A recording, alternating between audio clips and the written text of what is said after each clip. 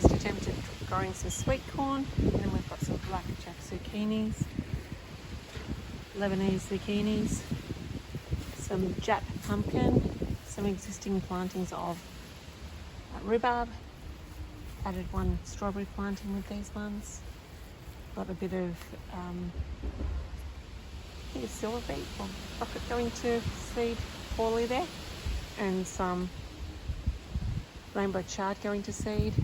This is next to the lavender we've got the radish going to seed, and there's some here that are starting to dry out enough to maybe be harvested for their seeds soon, hopefully. I've got a friendly mushroom, got a few little heirloom beetroots that I've popped in to try and see if they do anything. So they're just beetroot heirloom mix. The Brussels sprout there has gotten a bit eaten, but I'm still seeing if we can make it come back to life a bit. An attempt there of replanting a leek sort of root to see if that regrows. Some serious seeding here of a rainbow chard. Seeing whether these chilies and capsicum might come back again this year, and I think we've got a serious weed happening in there as well. Some onions that are still growing along well. A rhubarb plant that's still growing well. And then I've planted some little watermelons. Some, I think they're called Snow White cucumbers, not enjoying it there. Some Lebanese mini munch cucumbers. One that's lost its head there, that came out of the packet like that.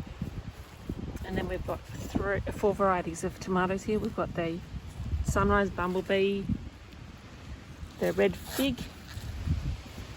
At the back we've got the Princess Burgese, and then at the front we've got the Black Russian tomato. A bit of space to plant out still here. These is kept going from last year. We've got a voluntary tomato plant and some voluntary flowers down the front here.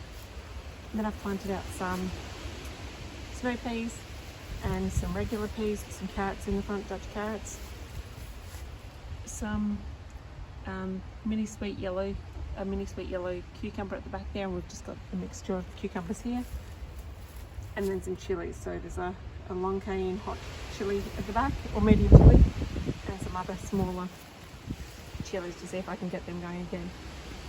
So that's my garden at the moment, and tomorrow I'm hoping to get out here and provide a bit of wind protection, some mulch, and also maybe some stakes for a couple of the plants that might need a bit of help to stay up. I have planted some of the tomatoes that didn't look quite as healthy in a pot to keep them away from the others.